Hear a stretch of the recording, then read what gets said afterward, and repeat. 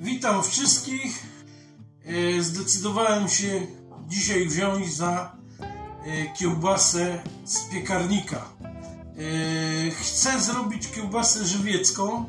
Bardzo lubię wędzić, szczególnie jeżeli sąsiad wpadnie z okowitą, jak to mówią, ale dzisiaj chcę zrobić szybką kiełbaskę w piekarniku. Jest to teraz moda na te kiełbasy, więc chcę Wam pokazać, jak szybko, fajnie zrobić kiełbasę żywiecką odsuszaną w piekarniku. A więc tak, mamy tutaj szynkę. Ona już jest wstępnie oczyszczona z tych żył, tłuszczu i tak dalej. Tej szynki bodajże mam 3 kg. Będziemy przy peklowaniu ważyć dokładnie mięso, więc tak wstępnie to jest około 3 kg szynki. Mam boczek, to jest same mięso boczek, czyli tu tego będzie około 2 kg. Słoninka kilogram i piękna wołowinka, już wstępnie pokrojona w kawałeczki, ale będziemy to wszystko jeszcze, zaraz będę tłumaczył, co z jakim mięsem zrobić.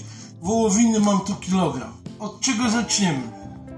Szynkę, tak jak to fachowcy mówią, mięso dzielą na klasy, a więc tu tą klasą pierwszą będzie ta szyneczka.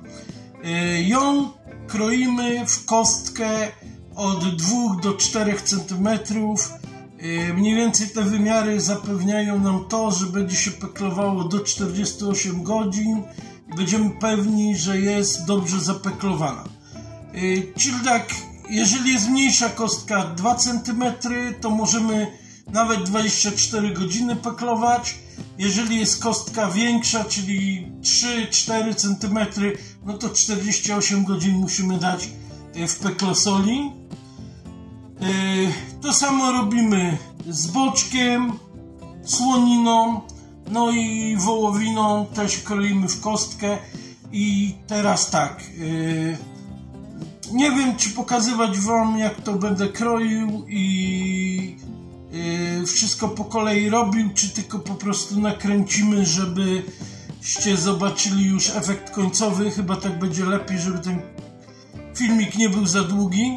A więc biorę się za krojenie i zaraz do Was wracam. Ok, mięso mamy już pokrojone. Jak widzicie, takie kosteczki o 2-3 cm. To już nie wnikałem, po prostu chudziutkie mięsko, fajne, pokrojone w taką kosteczkę. Tak samo boczek trochę grubsze, wołowinka też już pocięta w te mniejsze kawałki i słonina. Teraz tak, będziemy to mięso najpierw peklować. Głównym mięsem, które zostanie już w takiej formie tej kostki, to jest ta szynka.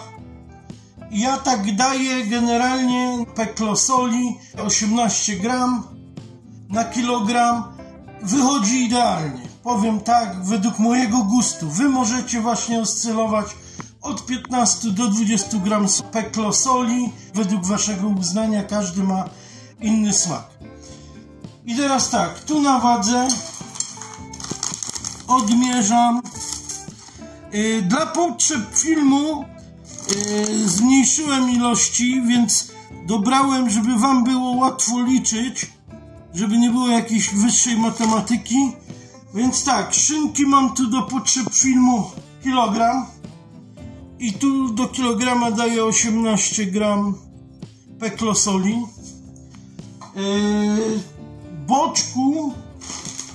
Boczku dałem tutaj pół kilo, więc tu sypiemy 9 gram, tak? Pół kilo, 9 gram, jest 9 gram. Sypiemy do boczku. Boczek to już takie tłuściejsze mięso i na razie wstępnie one do peklowania zostanie w tej formie. Później będziemy i boczek, i wołowinę, i słoninę będziemy mielić. Oczywiście też różnymi grubościami sita. Ja to wam wszystko zaraz wytłumaczę. Na razie pokażę wam, jak peklować. Wracamy teraz do wołowiny. Dałem jej 300 gram, czyli damy około 18×3, czyli 6 gram. 6 gram. Idealnie. Dajemy do wołowiny peklo soli. I co jest ważne, słoninę możemy zasolić lub nie. Ja lubię zasolić. Wprawdzie mam w lodówce zawsze sało, ukraiński przysmak, gdzie mam super już zasoloną słoninę, ale chcę, żeby to było dostępne również do was, więc wziąłem zwykłą słoninę i zwykłą solą sypuję tu małą łyżeczkę soli, nie peklosoli, ponieważ peklosol nic nie zrobi z tą słoniną, można ją jedynie zwykłą solą zasypać. I teraz tak, wracamy tutaj do szynki i dokładnie mieszamy po kolei każde mięso, żeby ta sól była po całości w każdym tym pojemniku wymieszana. Nie będę wam tego też tutaj pokazywał, jak mieszam każdy z tych mięs, tylko zrobię to tak pro forma, żebyście widzieli. Tak jak mówię, nie chcę zamulać. Dokładnie mieszamy każdy z tych mięs, które tu mamy, żeby dokładnie ta sól było natarte tą peklosolą mięso, a słonina dopiero będę na końcu, czyli słoniny nie ruszam, bo tam jest zwykła sól, więc tu tą peklosól zaraz dokładnie jeszcze wymieszam. Jak dokładnie już wymieszacie, każdy kawałeczek będzie widać, że jest obtoczony. Przykrywamy i dajemy do lodówki na 24 do 48 godzin. To już zależy też, jak grubo żeście pokroili. Ja mam tu takie dosyć małe kawałki, więc 24 godziny, jak już wcześniej mówiłem, starczy. Jeżeli ktoś chce być bardziej pewny tego, no to zostawię na 48 godzin. Jeszcze chcę wam pokazać taki myk, żeby nie zajmować za dużo miejsca w lodówce, więc mam taką większą michę. Daję do niej na dno, sypuję szynkę, fajnie ugniatam, żeby nam się nie mieszało. O, na to daję boczek. Tak jak mówię, kilo szynki, pół kilo boczku. Tu dajemy 300 wołowinki i 250 gram słoniny. I to jest wszystko w jednym miejscu, nie pomiesza nam się, później wyciągniemy każde osobno i żeby łatwiej było, pokryweczka, można folią spożywczą, można do jakiegoś pojemnika plastikowego, można przykryć tą miskę sreberkiem, folią do pieczenia, tak żeby powietrze się nie dostawało i wstawiamy do lodówki na 24 do 48 godzin. Witam po 48 godzinach. Mięso już jest zapeklowane. Miałem czekać 24 godziny, ale uznałem, że 48 to już będzie tak bardzo dobrze wykonane. A więc tak, szynka w kosteczkę i tą szynkę zostawiamy w tym stanie, ona będzie w takich dużych kawałkach. Boczek oraz słoninę będziemy mielić. I teraz tak, zastanawiam się, czy pokazywać wam proces mielenia, czy po prostu już efekt końcowy, więc pokażę wam tylko na jakich sitach. Boczek i słoninę, jeżeli mamy, niestety nie mogę znaleźć oczka 10 mm, mam szarpak, trochę większe, ten sam efekt, więc Jeżeli mamy szarpak, to na szarpaku. Jeżeli mamy 10 mm oczka, to na 10 mm. Mielimy boczek i słoninę. Ma być taka większa konsystencja. Będzie wtedy idealnie nam się komponowało z tymi kawałkami szynki. I przechodzimy do wołowiny. Wołowinę mielę na bardzo małych oczkach. Dlaczego? Ponieważ ta wołowina ma być spoiwem tej kiełbasy. To ma być ta część, która jest tak jakby zaprawą tej kiełbasy. Ona będzie spoiwem, klejem, więc musi być bardzo drobno zmielona ta wołowina. I teraz to będzie na takich drobnych oczkach. Jeżeli nie macie całkiem takich drobnych, 2,7 to jest milimetra, to możecie dać odrobinę większe i 2 razy wtedy zmielić, bo to jest standardowe oczko w każdej maszynce, więc to powinniście mieć. Jeżeli nie macie tych drobniutkich, to 2 razy przemielacie na tym większym ciutkę. No i teraz jeżeli chodzi o przyprawę. Więc tak, w tej kiełbasie niewiele będzie przypraw, tak naprawdę tylko pieprz i czosnek. Sól już dodaliśmy, więc sól jest. Tym bardziej, że słonina też była w soli robiona. Ja używam 2 rodzajów czosnku. Zwykły granulowany i ten staropolski. Czym one się różnią? Tak naprawdę różnią się konsystencją i zawartością. Ja może wam pokażę, jak wygląda czosnek staropolski. Tylko wagę uruchomię. Ile damy tego czosnku zależy od nas, jak bardzo lubimy czosnek. Ja czosnek lubię i tak tu mniej więcej będzie około 2 kg tego mięsa, może ciut mniej, ale to tak sobie powiedziałem, że na kilogram to minimum 5-6 gram czosnku, więc tu dam około 10 gram. I tak, pokażę wam staropolski, jak wygląda. Może jeszcze trochę. Czym on się różni od tego zwykłego granulowanego? A więc jak widzicie, ten czosnek ma też tu jeszcze zielone akcenty. Teraz dodamy czosnku granulowanego, to wiecie, że to jest po prostu proszek.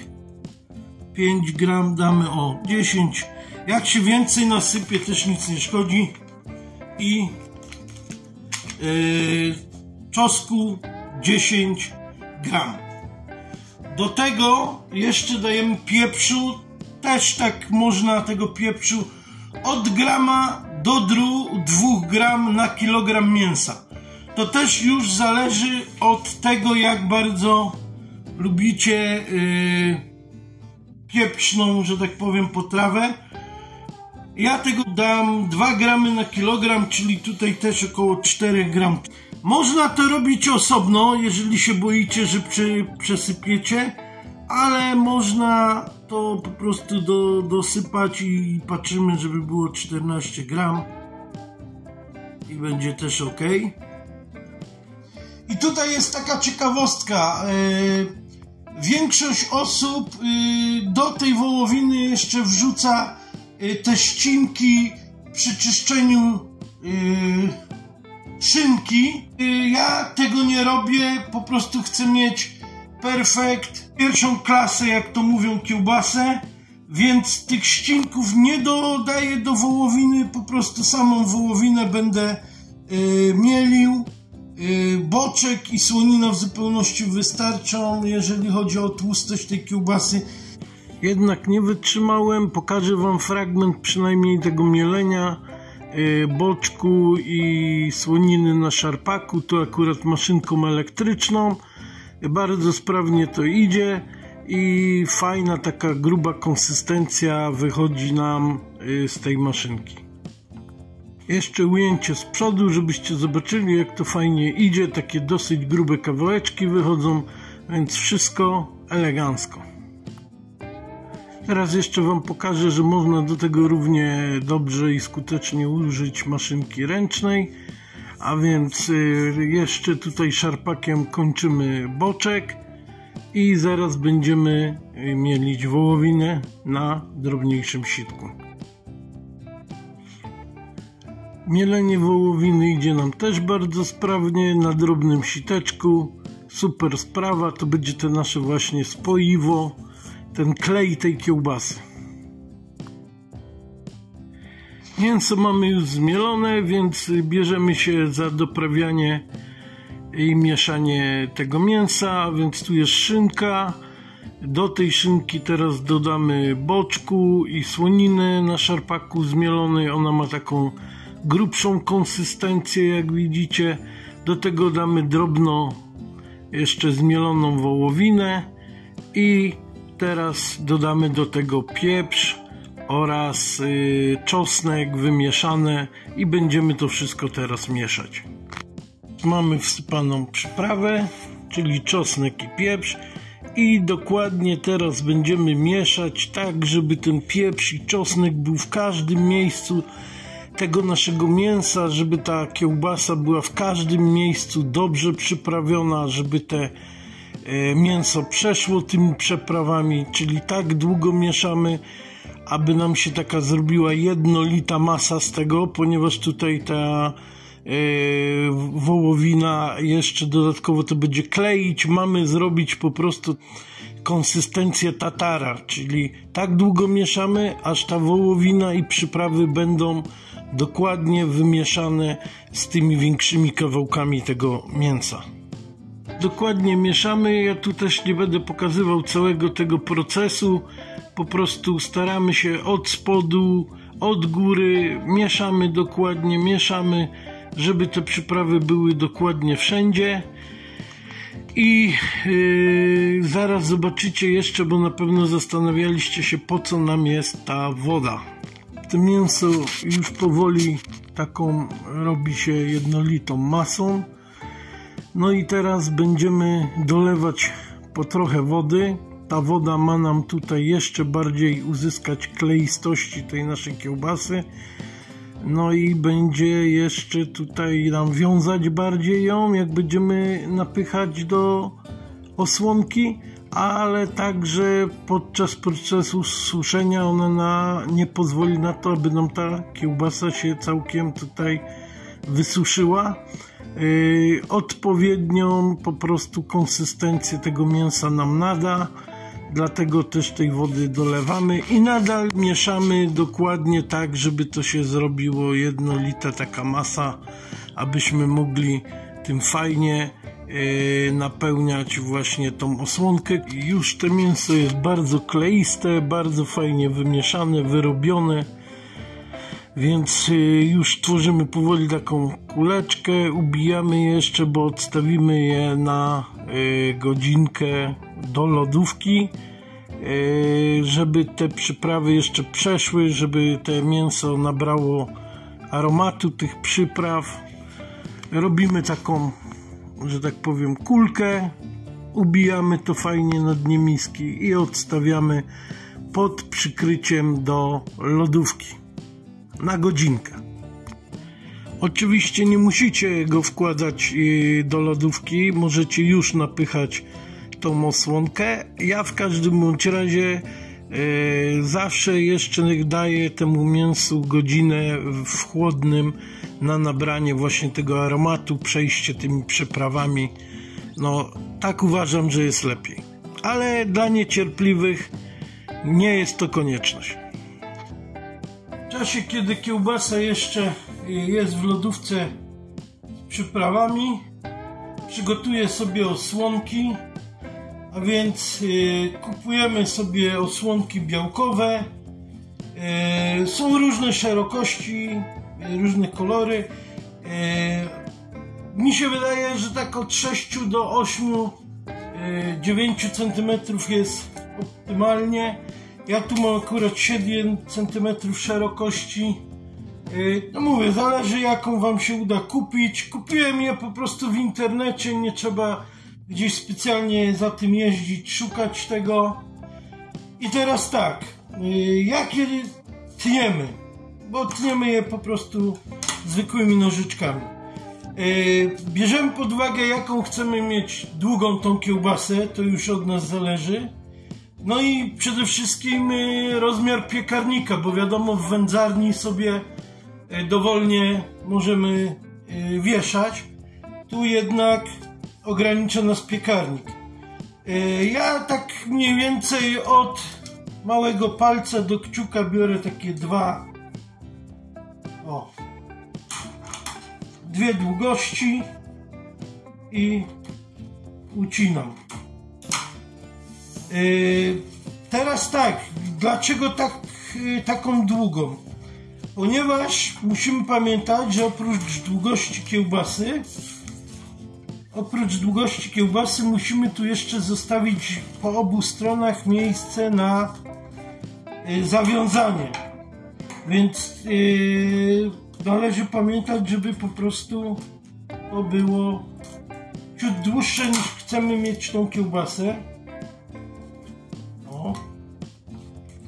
4 kawałki utnę, bo mniej więcej wyjdzie nam z tego 4 kiełbasy, z tego mięsa, co mamy. Jak widzicie, ta osłonka jest taka sztywna, nie jest bardzo sztywna, no ale też nie jest za bardzo plastyczna, więc ją musimy namoczyć. I teraz nie jest to coś skomplikowanego, bierzemy te 4 kawałki, odrobinę wody ciepłej i je po prostu zanurzamy. Woda nie musi być gorąca, nie musi być jakaś specjalna, zwykła woda ciepła. Wsadzamy te osłonki na parę minut, mówię do 5 minut to jest maksymalnie, wystarczy, one się zrobią nam fajnie elastyczne. To się przez chwilę pomoczy i pokażę wam, co dalej.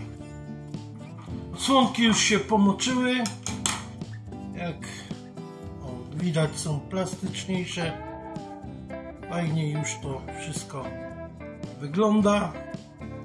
I teraz tak, co będziemy jeszcze tu potrzebowali do tego? Będziemy potrzebowali sznurka i ten sznurek po prostu tniemy na kawałki, zaraz to pokażę, bo musimy raz, że związać kiełbasę, dwa, mieć jak powiesić ją w piekarniku. A więc takie kawałeczki tnę. I wiem, że niektórzy używają specjalnych takich zacisków metalowych, to się takimi obcęgami ściska. Ja akurat wolę sznurek, chyba więcej ma możliwości użycia. I jak robimy? Ja mam taki sposób, sznurek składam na pół, biorę końcówkę tej osłonki, tyk, i przekładam przez tą pętelkę, co pomoże nam to dosyć dokładnie docisnąć na pierwszy raz. O, widzicie, zaciskamy, ile fabryka dała, tak, i teraz już normalnie, tak jak się wiąże pętelki, to może tu dam, jak już zacisnęliśmy pętelkę z jednej strony i pętelkę z drugiej strony. To w zupełności wystarczy, tu można jeszcze jedną, żeby był guzełek. O, tak przygotowujemy wszystkie 4 osłonki jednej strony związane. To nam będzie potrzebne do zawiązania w piekarniku, to wam też zaraz pokażę. I jeszcze jedna bardzo ważna rzecz. Pamiętajcie, że te sznurki muszą być na tyle długie, że jak będziemy wieszać je w piekarniku, to żeby był na tyle tu długi, ta odległość, żeby kiełbasa nie dotykała nam kratki. Ja to wam zaraz pokażę, o co chodzi, ale tu w miarę ma być długi sznurek. Jeżeli macie niewiele tego sznurka i chcecie go oszczędzać i na przykład zrobicie, że zawiążecie i taką krótką pętelkę, to ja mam jeszcze z wędzarni haczyki i można na tych haczykach dowiesić. Więc tutaj jest też takie rozwiązanie.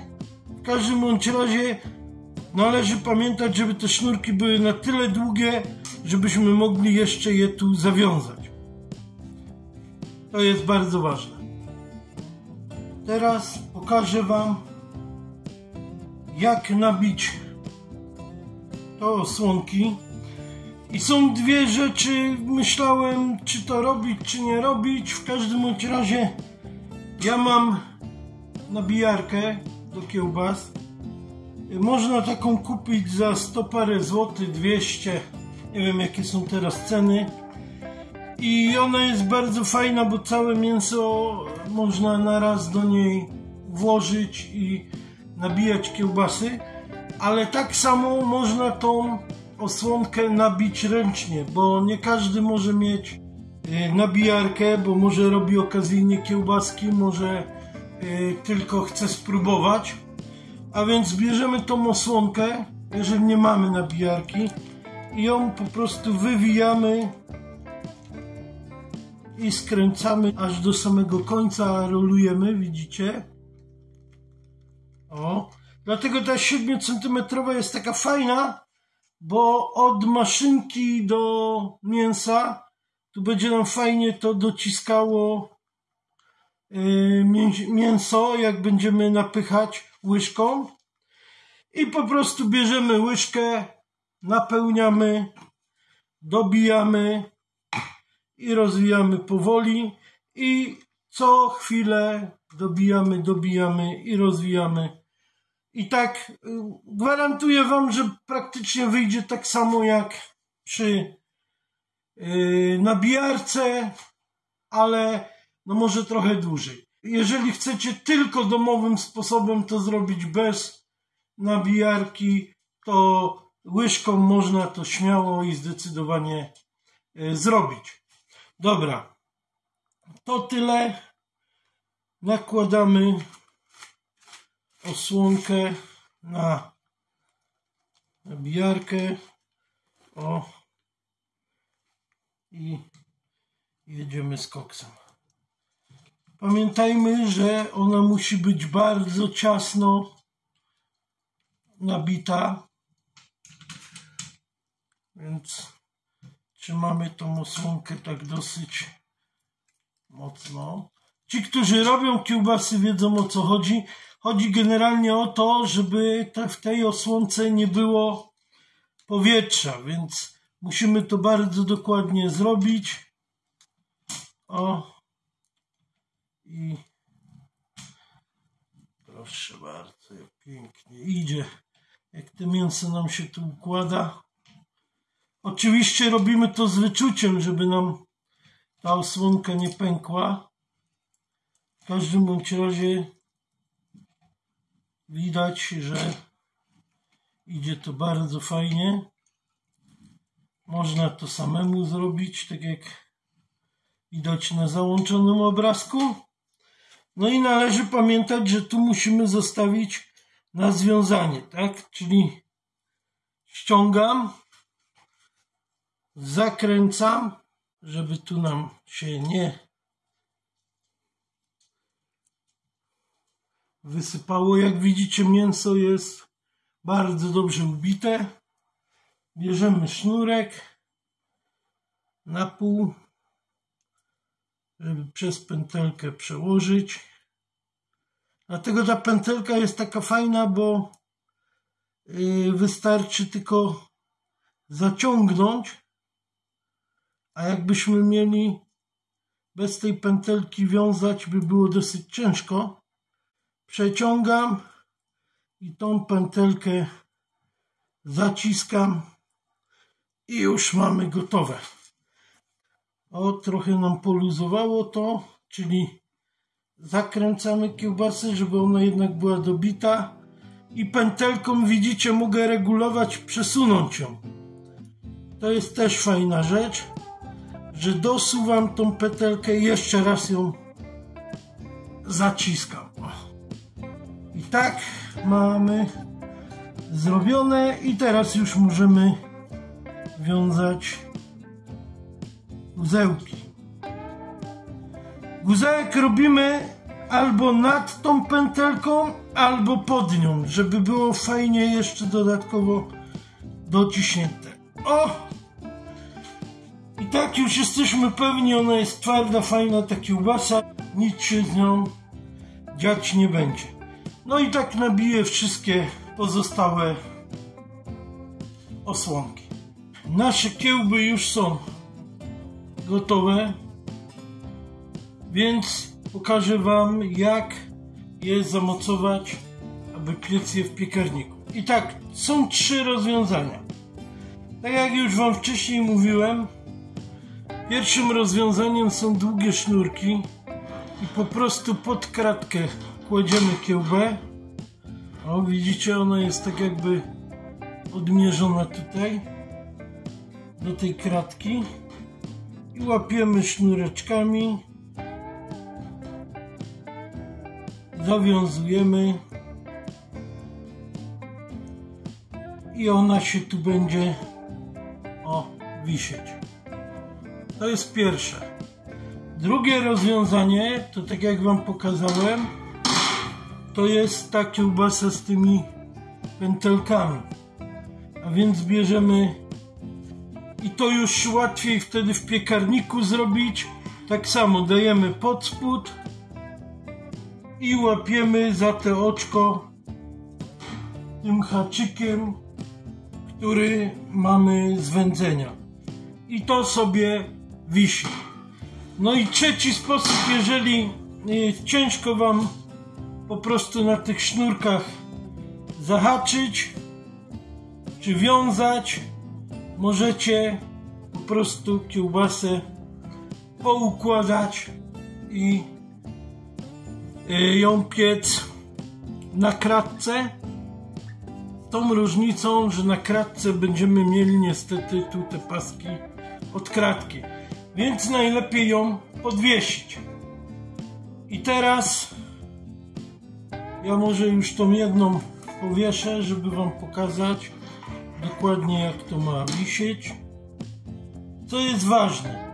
Ważne jest to, że gdy będziemy piec tą kiełbasę, to my ją musimy umieścić na takiej wysokości, bez względu na to, jak powiesiliśmy, czy na haczykach, na sznurkach, czy leży na kratce. Kiełbasa ma być dokładnie w połowie piekarnika, czyli nie regulujemy wysokością kratki, tylko regulujemy kratką tak, o, przywiązana, proszę bardzo, wisi. Regulujemy tak, żeby kiełbasa była dokładnie w połowie piekarnika. Jak już kiełbasę podwieszamy i będzie dokładnie w połowie piekarnika, to wtedy ją pieczemy przez 3 godzinki w temperaturze 100 stopni. Ona ma być bez termoobiegu pieczona, góra, dół włączona, 100 stopni i ma sobie wisieć te 3 godzinki. Z tego co wiem, niektórzy mają termometry, ile kiełbasa ma w środku. Powiem szczerze, że mam gdzieś ten termometr, ale to przy wędzarni i po prostu no, nie chce mi się teraz tego szukać, ale czasowo, mówię, do 3 godzinek w 100 stopniach powinno być idealnie. Przy 100 stopniach ona po paru godzinach tak będzie do tych 90 dojdzie w środku, więc spokojnie bez termometra możemy ją piec. I tak to wygląda. Ja zaraz to nastawię w piekarniku i zobaczymy, jaki będzie efekt po 3 godzinkach. Przy okazji trochę tutaj prywaty. Chciałem pozdrowić mojego kochanego brata z Anglii, Przemysława, naszego Przemusia, wraz z jego wspaniałą rodziną. Akurat podczas kręcenia filmu dzwonił do mnie. Przemek moje wyroby promuje w Anglii, promuje mój kanał i dlatego wielkie podziękowania. Chętnie bym go poczęstował tą kiełbasą, ale W najbliższym czasie raczej się nie będziemy widzieć na żywo. Więc jak widzicie, kiełba wisi w połowie piekarnika. Zaraz włączę temperaturę, żeby się grzało. Bez różnicy jest, czy włożycie do rozgrzanego piekarnika, czy po prostu ogrzewanie włączycie, jak już kiełbasę powiesicie. W każdym razie generalnie chodzi o to, żeby ona była dokładnie w połowie piekarnika. I też widzicie, wysokość jest różna, więc to też te parę centymetrów nie robi różnicy. 3 powiesiłem na haczykach, tą jedną, którą wam demonstrowałem, wisi na sznurku. I tak jak powiedziałem, 3 godzinki w 100 stopniach odpalamy. I jeszcze jedna ważna rzecz, to czy ją wzdłuż powiesicie piekarnika, czy na szerokość, też tu nie sprawia różnicy. Chodzi po prostu o to, żeby była po środku i żeby nie było termoobiegu. A oto efekt po 3 godzinkach w piekarniku. Kiełbasa wygląda rewelacyjnie. Słuchajcie, coś pięknego, zapach niesamowity. Ta kiełbasa w sumie już nadaje się do spożycia. Jeżeli chcecie lub lubicie kiełbasę na ciepło, już można ją konsumować, ale ona ma być podsuszana, więc teraz powieszę ją w suchym pomieszczeniu, żeby ona sobie dojrzewała i wtedy taka 3-dniowa będzie już mega dobra.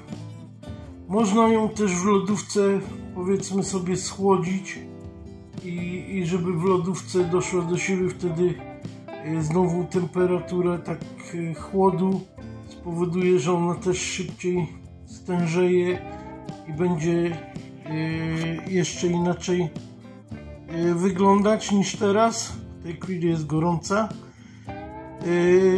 A kto lubi podsuszaną, może ją po prostu suszyć. Może 2 zrobię w lodówce, a 2 powieszę i podsuszę i zobaczycie, jaki będzie tego efekt.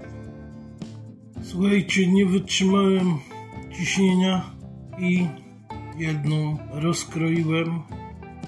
Coś pięknego, zapach niesamowity, aromat, i wygląd przede wszystkim, widzicie. Po pierwsze, ta kiełbasa wychodzi dużo taniej niż w sklepie. Po drugie, wiemy, z czego robimy. No i po trzecie, sama satysfakcja z jedzenia własnej kiełbasy domowej to jest coś niesamowitego. Polecam wam ją. Oczywiście zobaczycie też, jak wygląda podsuszana, ale już na tą chwilę to jest coś niesamowitego. A oto efekty po 3 dniach suszenia. Zobaczcie, jaka piękna suszona jest ta kiełbasa. W smaku coś niesamowitego, fenomenalna. Zresztą jak widać, były 4, zostały 2,5 do końca suszenia. Oczywiście trzeba było co jakiś czas kosztować. Chciałem dokręcić, bo już niestety główka zniknęła, poszła na kanapki, dlatego trochę się zmienił obraz. Jeszcze tak na koniec, ta kiełbasa, z tego co patrzyłem w sklepie, takiej jakości, tak wysuszona na tych różnych kiermaszach czy w dobrych sklepach, kosztuje około 60-70 zł za kilogram. Tutaj taką kiełbasę praktycznie możecie mieć kilogram za 15 do 20 zł, zależy w jakiej cenie kupicie średnio mięso. Ze względów ekonomicznych choćby warto ją robić.